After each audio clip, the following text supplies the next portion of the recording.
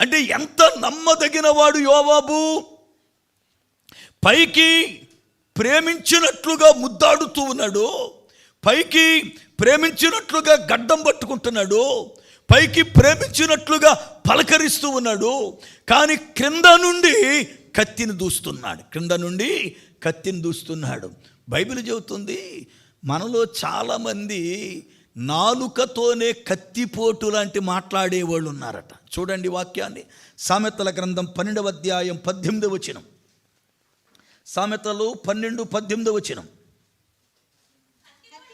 కత్తిపోటు వంటి మాటలు పలుకువారు కలరు, జ్ఞానుల నాలుక ఆరోగ్యదాయకం. చాలు ఆలోచించండి, మనలో పైకి ప్రేమగా మాట్లాడుతూ కత్తిపోటు లాంటి మాట్లాడే నాలుక గలవారు లేరంటారా?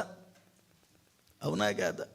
ఏమండి, పైకి చూస్తే ఎంత చక్కగా మాట్లాడతామో, పైకి చూస్తే ఎంత ప్రేమను వలకబోస్తామో, పైకి చూస్తే ఎంత చక్కగా కనబడతామో, కానీ మన నాలుక చేత కత్తిపోటు లాంటి మాటలు మాట్లాడేవాళ్ళు ఉన్నారు.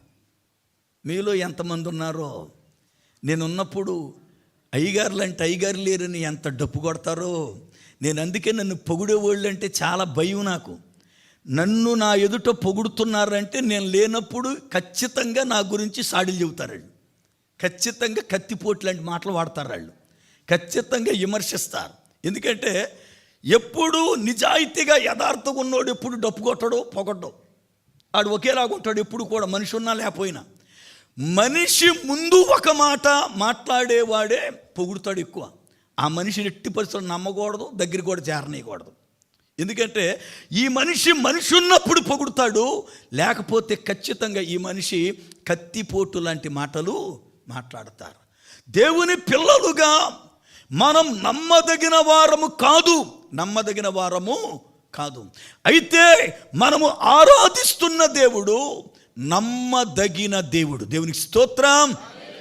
మనం పిల్లరా, ఏ ప్రభువు చేత రక్షింపబడ్డామో, ఏ ప్రభువు మన కొరకు తన ప్రాణం ఇచ్చాడో, ఏ ప్రభువు మనల్ని ప్రేమించి పిలిచాడో ఆయన నమ్మదగిన వాడు.